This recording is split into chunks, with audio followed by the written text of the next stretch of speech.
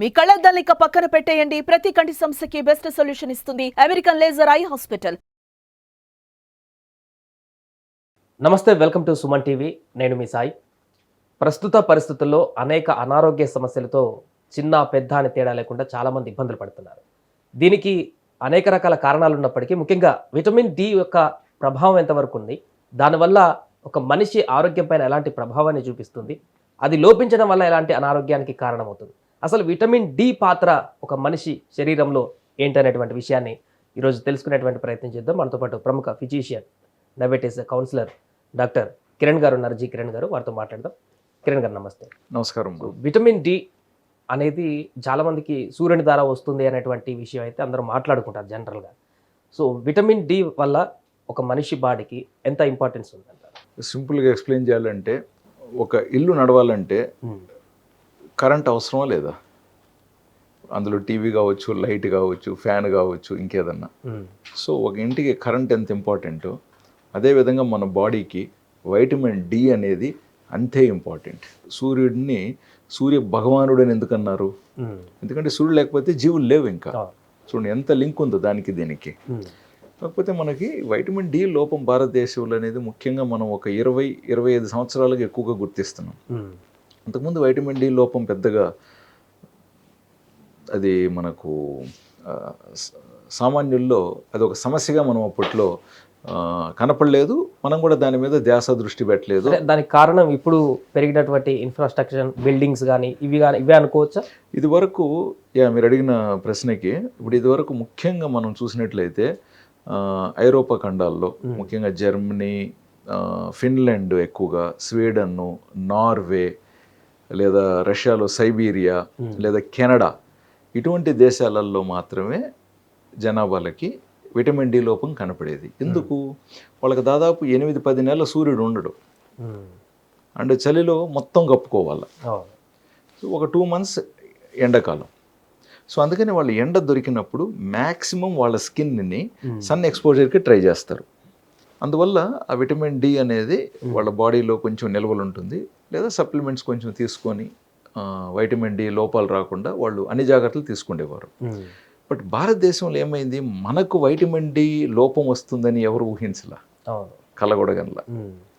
But ఇవాళ చూస్తే చాలా మందిలో భయంకరమైన రిపోర్ట్స్ తీసుకొని వస్తున్నారు పేషెంట్స్. వైటమిన్ డి 30కి పైగా ఉండాల్సింది టీనేజ్ వయసులో కానీ, కొన్నిసార్లు చిన్నపిల్లల్లో కావచ్చు, కొన్నిసార్లు 20-30 వయసు కావచ్చు, లేదా 30-40 వయసు కావచ్చు. సింగిల్ డిజిట్ రిపోర్ట్స్ తీసుకొస్తున్నారు. ఇప్పుడు విటమిన్ డి లోపించడం వల్ల ప్రధానంగా ఎలాంటి సమస్యలు వస్తాయంటారు? హెయిర్ లాస్ అవ్వడం కూడా విటమిన్ డితో కారణం అంటున్నారు. అదేవిధంగా బాడీలో ఇంకే పార్ట్మైన ఎఫెక్ట్ ఉన్నా కూడా విటమిన్ డినే అంటున్నారు. చాలా రకాల కారణాలన్నీ కూడా విటమిన్ డి వల్ల వస్తున్నాయి అంటున్నారు. ఏ కారణాలు ఉంటాయి దీనివల్ల? వైటమిన్ డి లోపం వల్ల మనకు మీరు అన్నట్టుగా అనేక కారణాలు. సో ఒకటని మనం లెక్క పెట్టలేం. బట్ చెప్పాలనుకుంటే బోన్ లాస్ కానించి, అంటే ఆస్టియోపరోసిస్ కానించి, డయాబెటీస్ వచ్చే ప్రమాదం కానివ్వచ్చు, థైరాయిడ్ లోపాలు కావచ్చు, అంటే ఇంకా నెక్స్ట్ పీసీఓడిస్ ప్రాబ్లం కావచ్చు, ఎనీథింగ్. ఇంకా ప్రధానంగా మీరు అన్నట్టు హెయిర్ లాస్ కానించి సెక్షువల్ డిస్ఫంక్షన్ వరకు కూడా దారి తీయచ్చు అనమాట. హార్మోనల్ ఇంబ్యాలెన్సెస్ జరుగుతాయి. సో మన బాడీ అనేది అనేక హార్మోన్స్ ఉంటాయి. సో ఒకవేళ ఇన్సులిన్ ఉత్పాదన తక్కువైంది అనుకోండి, డయాబెటీస్ పెరుగుతుంది అనేది అందరికీ తెలిసిందే. థైరాయిడ్ గ్రంథి సరిగ్గా పనిచేయట్లేదు అనుకోండి, థైరాయిడ్ హార్మోన్ ప్రాబ్లం అనమాట. ఇట్లా ఎనీథింగ్ అనమాట. రక్తహీనత కానించి ఎనీథింగ్ కెన్ హ్యావ్, బికాస్ అది ఒక లింక్, మెయిన్ ఇంగ్రీడియంట్. అది బాడీలో అన్ని వ్యవస్థలు పనిచేయాలంటే వైటమిన్ డి అనేది మినిమం మన బాడీకి అవసరమైన మోతాదుల్లో అది లభ్యం అవ్వాలన్నమాట మనకి. విటమిన్ డి మనకు ఓన్లీ ఒక సూర్యుడి ద్వారానే లభిస్తుందా? ఇంకా ఆల్టర్నేట్ ఏమైనా ఉందా విటమిన్ డిని బాడీలో పెంచుకోవడానికి? ఫుడ్స్ లైక్ ఇప్పుడు మష్రూమ్స్ కానివ్వండి, లేకంటే కొన్ని రకాల చేపల్లో కానివ్వండి. ఇంకొకటి ఏంటంటే, ఇది వరకు మనకు గింజలు, ధాన్యాలన్నీ ఎండబెట్టేవారు కదా. ఎండబెట్టినప్పుడు కూడా దానివల్ల ఒక ప్రతిఫలం అనేది ఉండేదన్నమాట.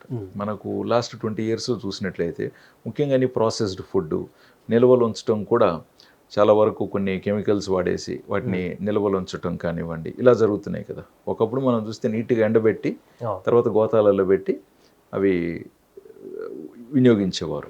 ఇప్పుడు మరి ఎంతవరకు మనం ధాన్యాల్ని ఎండబెట్టి వాటిల్ని మన పాత పద్ధతుల్లో మనం వాడుతున్నాము. సో అంటే మనిషి ఒకవైపు ఎండకు ఎక్స్పోజ్ అవ్వట్లేదు అనేది ఒకవైపు, అదేవిధంగా మనకు తీసుకోవాల్సిన ఫుడ్స్లో రావాలి కదా, ఫుడ్స్లో రావట్లేదు. ఇప్పుడు డాక్టర్ దగ్గరికి వచ్చినప్పుడు వైటమిన్ డి తక్కువ ఉన్నప్పుడు మనం దాన్ని ఒకటి ఇంజెక్షన్ రూపంలో ఇస్తాం, మరీ తక్కువ ఉంటే, లేదా ట్యాబ్లెట్ రూపం కానీ క్యాప్సిల్ రూపంలో కానీ పౌడర్ రూపంలో కానీ నెలకు ఒకసారి కానీ వారానికి ఒకసారి కానీ, లేదా రోజువారీ మోతాదులు అవసరమైనట్లుగా రోజువారీ మోతాదుల్లో కానీ ఇస్తున్నాం. సో ఫుడ్లో నుంచే కదా వెళ్తుంది ప్రధానంగా. సో మనకు రెగ్యులర్గా తినాల్సిన ఫుడ్లో విటమిన్ డి మరి లోపం ఉన్నట్టేగా, అక్కడ తగ్గింది కాబట్టి ఈరోజు మనం క్యాప్సిల్ తీసుకోవాల్సిన పరిస్థితి వస్తుంది. అంతేకాకుండా ఈ వైటమిన్ డి అనేది ఏంటంటే ఇష్టం వచ్చినట్టుగా ఎక్కువ డోసులు కూడా వేసుకోకూడదు, అదొక ప్రమాదం. వైటమిన్ బి, సి కొంచెం ఎక్కువ తీసుకున్న ఏం కావు, బట్ వైటమిన్ డి ఎక్కువ తీసుకుంటే మళ్ళీ కిడ్నీ మీద లోపం వస్తుంది, కిడ్నీ మీద ప్రభావం చూపిస్తుంది. కాబట్టి ఇటీవల చాలామంది ఓవర్ కాన్షియస్ అయిపోయి వైటమిన్ డి ఎక్కువ తీసుకొని కూడా సమస్యలకు గురైనట్టు మనకు సూచనలు ఉన్నాయన్నమాట. సో మీరు పద్ధతిగా మీ డాక్టర్ని సంప్రదించి, అది కూడా నాణ్యమైన క్వాలిటీ ఉన్న వైటమిన్ డి తీసుకోండి. ఇవాళ రేపు ఈ నాసిరకం మందులు కూడా మార్కెట్లో హల్చల్ బాగా చేస్తున్నాయి, పట్టుకున్నారు కూడా, మనకు న్యూస్ పేపర్స్లో కూడా వచ్చాయన్నమాట. సో ఎవరైనా కూడా మీకు డాక్టర్స్ ఇచ్చినప్పుడు కొంచెం ఉన్నత నాణ్యమైనటివి ఇవ్వాలని చూస్తారు. డాక్టర్ ఇచ్చినప్పుడు మంచి క్వాలిటీ ఉండాలనుకుంటాం. బట్ కొన్ని సందర్భాలలో వీళ్ళు కొనేటప్పుడు ఆ డిస్కౌంట్ మోజుల్లో పడి డిస్కౌంట్ వస్తుందని చెప్పేసి సరే ఏదో ఒకటి సబ్స్టిట్యూట్ చేయడాలు కూడా మనం గుర్తిస్తున్నాం. ఇప్పుడు ఏ ఏజ్ వాళ్ళకి ఎక్కువ ఎఫెక్ట్ ఉంటుంది అంటారు? చిన్న పిల్లల వరక, మధ్య వయస్కుల వరక, ముసలి వరక, ఎవరి మీద ఎక్కువ ప్రభావం చూపిస్తుంది విటమిన్ డి? ప్రతి ఒక్కరికి, ఎదుగుతున్న చిన్న పిల్లల నుంచి వృద్ధాప్యంలో పెద్దవారి వరకు ఇబ్బంది ఉంటుంది. కాబట్టి ఇప్పుడు జనరల్గా మనకు పీడియాట్రిషియన్స్ చూసుకుంటారు కాబట్టి పిల్లల్ని, జనరల్గా పీడియాట్రిషియన్ దగ్గర ఎక్కువగా ఉంటారు కదా. సో పీడియాట్రిషియన్ చూసుకుంటారు, ఓకే ఇతనికి వైటమిన్ డి లోపం లక్షణాలు ఉండిండొచ్చు అని చెప్పు, లేకుండా ఉంటే స్కూల్కి వెళ్తున్నాడు, ఎక్కువగా ఎండకు ఆడుకోవట్లేదు అన్నప్పుడు సరే ఒక ప్రొఫిలాక్టిక్గా ఇంత డోస్ వాడుకోండి ఒక 4 months, ఆ తర్వాత స్టాప్ చేయండి అని చెప్పి ఇలాంటివి పీడియాట్రిషియన్ చూసుకుంటూ ఉంటారు అనమాట. ఒకవేళ చూసుకున్నట్లయితే కూడా మీరు పీడియాట్రిషియన్ కలిసి డాక్టర్ చెప్పినట్టు పాటించడం ఇక్కడ చాలా ఇంపార్టెంట్. ఓవర్ కౌంటర్ కొని వేసేసుకోవటం మనకు తెలియదు. ఒకవేళ వారిలో వైటమిన్ డి సరైన మోతాదుల్లో ఉంటే వీళ్ళు సప్లిమెంట్స్ తీసుకోవటం కరెక్ట్ కాదు. అది లోపం ఉన్న వారికి మాత్రమే సప్లిమెంట్ అవసరం. గర్భిణీ స్త్రీలపైన ఎట్లా ఉంటుందంటారు? డెఫినెట్గా గర్భిణీ స్త్రీలకు కూడా ముఖ్యంగా మనకు వైటమిన్ డి అనేది డెఫినెట్గా గైనకాలజిస్ట్ చెక్ చేస్తారు. ఏమాత్రం అక్కడ తక్కువ ఉంటే వాళ్ళకు ఇంజెక్షన్ ఇవ్వడానికి ట్రై చేస్తారు. ఎందుకంటే గర్భిణీ స్త్రీలో వైటమిన్ డి లోపం ఉంటే పుట్టుబోయే బిడ్డకు కూడా అది ప్రమాదకరం. అంటే అట్లాంటి వాళ్ళకి మార్నింగ్ టైంలో కొంత ఎండకి ఇట్లా ఉండండి అని చెప్పేసి గైడ్లైన్స్ ఏమైనా ఇస్తారా? డెఫినెట్గా ఎండ అనేది ప్రతి ఒక్కరికి అవసరం. ముఖ్యంగా వైటమిన్ డి గురించి చూస్తే మార్నింగ్ ఎండ కాదు, మిట్ట మధ్యాహ్నం ఎండ కావాలి. అండ్ అది కూడా body more than 70% skin exposure కావాలి. అంటే లోపం ఉన్నప్పుడు నార్మల్గా ఇలా ఉంటే ఆ లోపం రాకుండా ఉంటుంది. అంటే జనరల్గా మార్నింగ్ టైంలోనే విటమిన్ డికి సంబంధించిన రేస్ వస్తాయని అంటారు కదా? కాదు, మిట్ట మధ్యాహ్నం. ఎందుకంటే మనకు చర్మానికి కావాల్సింది జస్ట్ సూర్యుడు మనకి సూర్యక్రాంతి మనకు తగలటం కాదు, అల్ట్రావైలెట్ రేస్ ఉంటాయి అంటారు కదా, అవి తగలాల. అప్పుడు మనకు స్కిన్లో నుంచి అవి యాక్టివేట్ అయ్యి, అదేవిధంగా మనకి లివర్ మెయిన్గా, లివరే దీనికి మెయిన్ కారణం అనమాట. కాబట్టి సింథసిస్ అవుతున్నదంతా కూడా లివర్లో నుంచి. ఈవెన్ మనం మెడిసిన్ ఇచ్చినా కూడా లివర్ బాగున్నప్పుడే అవి బ్లడ్లో దానికి ఫలితాలు ఉంటాయి. సో దీనికి తోడు పేషెంట్స్కి ఏదైనా లివర్ సిరోసిస్ కానీ, లివర్కి సంబంధించిన ఇష్యూస్ కానీ, కిడ్నీకి సంబంధించిన ఇష్యూస్ కానీ, ఇతర ఏదన్నా డిసీజ్ ఇష్యూస్ ఉన్నా కూడా వైటమిన్ డి డెఫిషియన్సీ అయ్యే కారణాలు ఉంటాయి. ప్లస్ మీరు అడిగిన ప్రశ్నకి ఇంకొకటి, యూత్ ముఖ్యంగా ఆల్కహాల్ కన్సంప్షన్ ఎక్కువ అవుతుంది, సో నిద్ర తక్కువ అవుతుంది. అంటే మందు ఆల్కహాల్ అలవాటు ఉన్నటువంటి వ్యక్తులకు విటమిన్ డి ప్రభావం ఉంటుందా, లేకుంటే విటమిన్ డి ప్రభావం ఉన్నటువంటి వ్యక్తుల పైన ఆల్కహాల్ ప్రభావం పడుతుందా?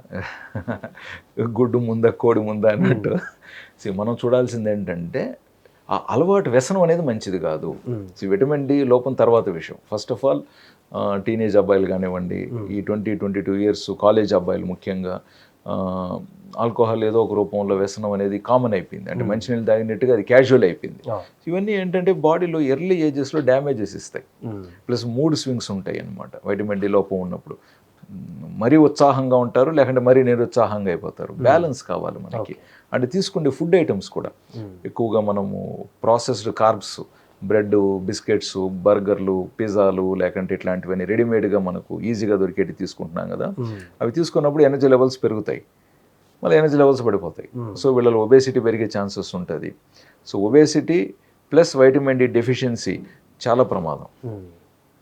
Vitamin D deficiency, obesity, hypothyroidism పెద్ద ప్రమాదం. ఈ మూడిటికి తోడు ప్రీ డయాబెటీస్. డయాబెటీస్ వచ్చేది తర్వాత. ఎక్కువగా ప్రీ డయాబెటీస్లో ఉంటున్నారు జనాలు. ఇప్పుడు 11-12 కోట్ల మందికి షుగర్ ఉంటే 13-14 కోట్ల మంది ప్రీ డయాబెటిక్లో ఉన్నారు. సో ప్రీ డయాబెటిక్ వాళ్ళందరూ ఖచ్చితంగా మరి బరువు ఉన్నవాళ్ళు తగ్గాలి, ఇతర లోపాలు ఏదైనా ఒకటి సరిదిద్దుకోవాలి, అనేక జాగ్రత్తలు తీసుకుంటే రేపు వీళ్ళు డయాబెటీస్లోకి వెళ్ళకుండా ఉంటారు కదా. రైట్, థ్యాంక్ యూ కిరణ్ గారు. సో మొత్తానికి అది విటమిన్ డి అనేది ఒక మనిషి శరీరంలో ఎంత కీలకమైనటువంటి అంశం అనేది కిరణ్ గారు చాలా చక్కగా చెప్పారు. అదేవిధంగా ఈ మధ్యలో వస్తున్నటువంటి చాలా సమస్యలలో కూడా విటమిన్ డి లోపం అనేది ప్రతి ఒక్క వ్యక్తిలో కూడా కనపడుతుంది. దాన్ని అధిగమించి ఖచ్చితంగా విటమిన్ డిని పొందేటువంటి దిశగా ప్రతి ఒక్క మనిషి కూడా కాన్సన్ట్రేషన్ చేయాలంటూ కూడా వారు చెప్తున్నారు.